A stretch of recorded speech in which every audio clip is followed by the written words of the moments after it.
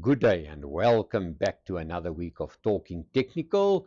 And you will realize that as of this week, the moment I'm finished with the recording, I will forward it to our admin office and then they can post it immediately onto YouTube. And let's see if that works a little bit better for the viewers because the viewers would love to get it as soon as possible. And thank you for all the requests. But remember, if I'm a little bit late, on a Monday, I'll probably do it during Tuesday. But we're shifting from Thursday to Monday, and if things are really going wild here in the office, I'll do it on Tuesday morning. So somebody asked about Lewis Stores. Now, Lewis Stores, of course, is that company that everybody says, but it's too expensive, but the share is also always going higher. And a lot of people say, but this is a pure retailer, but that is not true. They are big into financial services. They've learned over the years exactly what to do to get people to buy furniture, and then they sell a policy with that as well, that if you pass away, your debt will be paid off. But the big thing here is what worries me a little bit is, although it pays a beautiful dividend, although the company is doing well, are we sitting on an ugly double top here? Well, there's the top. The one top was early 2026. The next one is now around where we are now during June, July. And yes, it's early days because this first sign of weakness will be below this line. And that's a little bit far from where it is trading now. But as we know, if a market correct, a lot of things can happen. And that level will be 88 Rand. So below 88 Rand, we can maybe look at going into this window. And this window is between 86.67 and it will only close at 83.70. And what I don't like about it, although the day is not finished, look at this ugly candle. This looks like almost like a shaven bottom if it closes right at the bottom. But at the moment, I'm more focused on this double top. A double top is always a warning formation for me. There's the 50-day moving average. Look at the stochastic. It gives us a negative divergence, but within a day or two, this stochastic will be at the bottom, so maybe we can expect a bounce from there. But for me, important, if a medium, longer term view, this double top worries me. That does not look healthy. Let's have a look at Cashbuild. Now, Cashbuild is one of those companies that we all know that South Africa needs to benefit on the economy before this share can maybe show some upward momentum. There was a falling wedge that I drew in before, but let's have a look if that is still the case. Well, that's definitely still the case, but we see that there is strong support around this level. Let's just zoom out a little bit. There is some strong support around this level of 112 Rand, but the share is stuck between 112 Rand and 125 Rand. Let's just draw it in so that you can see. Now, I always use a consolidation as a guide to say to me, what is the informed capital or the other investors think about the share? Are they positive about the company or are they negative? And while a share is trading in this consolidation, it's always a case that the buyers and the sellers are looking itself in the face and say, listen, can we go higher or can we go lower? And for us now, if you look at this share, the top end of this consolidation is sitting at 115, sorry, is it 125? I just want to see. It sits at, there you are, there's the level, 125.47. And above 125.47, this consolidation can maybe break to the upside and then we can head higher. But of course, we need a stronger economy to get Cashbuild a momentum to the top, almost you can say. But let's have a look above that line. There you are. It can maybe go all the way up to 136 Rand 48.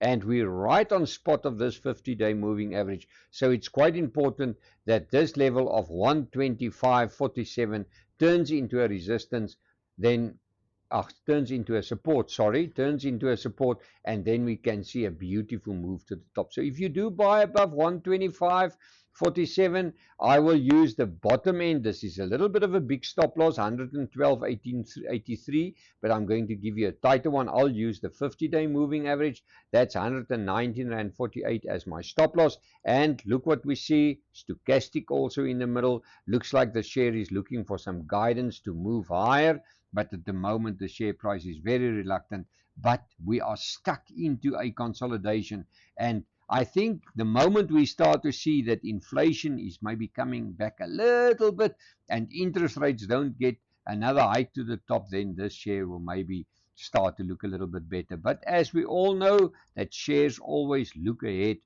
9 months. So what can happen? Suddenly you can see that cash pool starts to move higher. Although everything is negative, then you must know that there's some informed capital thinking that this company is going to turn around. But where's the level? Just to finish off, the level is sitting at 125.47. Well, Sibanye was another request.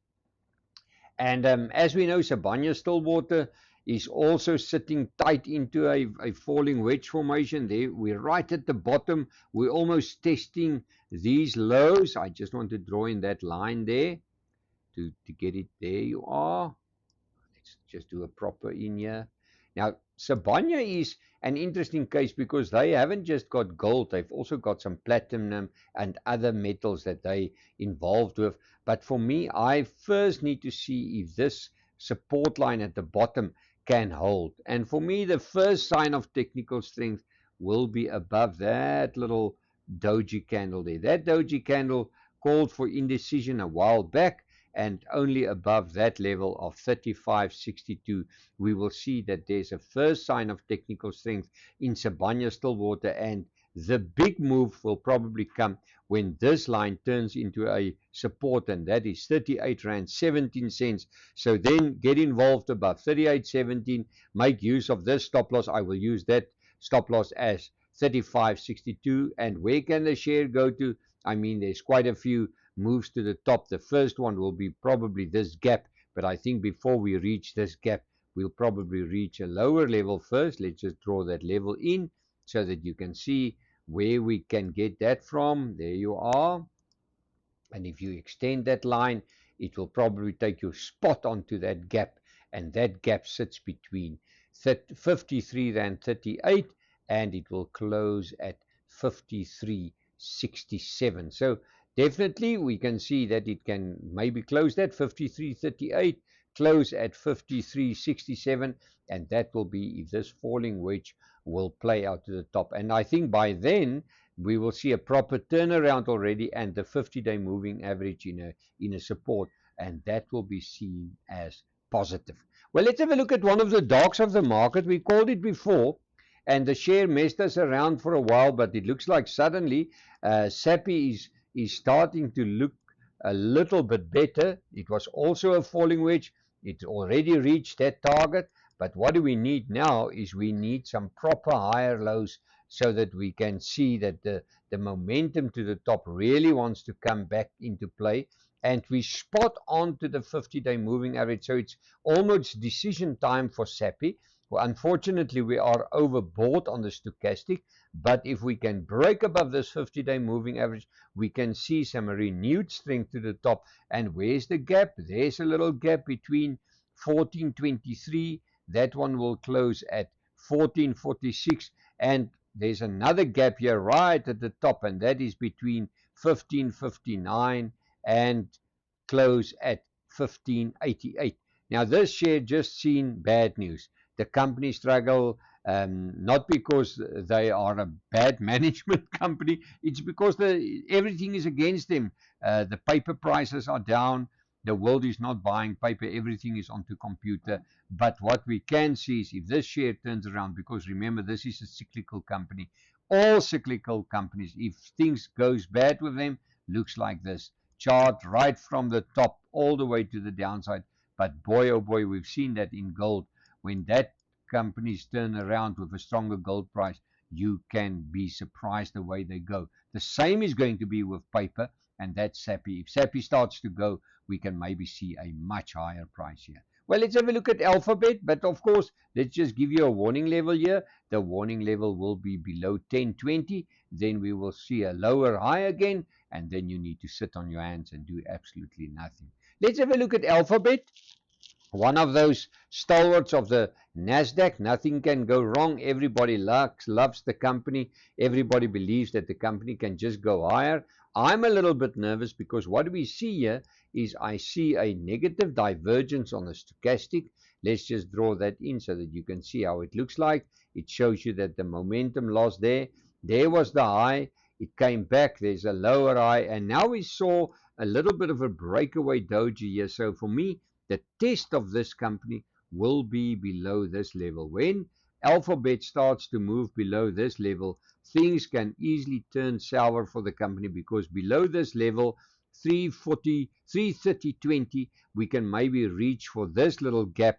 There's three gaps to the bottom, but let's just give you the first gap. The first gap will be between 323.75, and it will close at 321.63. Let's give you the other one. The next one is 311.06, and it will probably reach for 305.63. So Alphabet needs to stay above this line, and that support line sits at 330.20. Below that, I think we will see a lower low. And what is a lower low? A lower low means a loss of momentum, and that some sellers can come in to get involved. Let's have a look at the Hang Seng. The Hang Seng is one of those companies that everybody is watching, and a lot of people are looking at it. Well, there's the Hang Seng. For me, it is a little bit overbought at the moment. Let's have a look there. Strong rally to the top.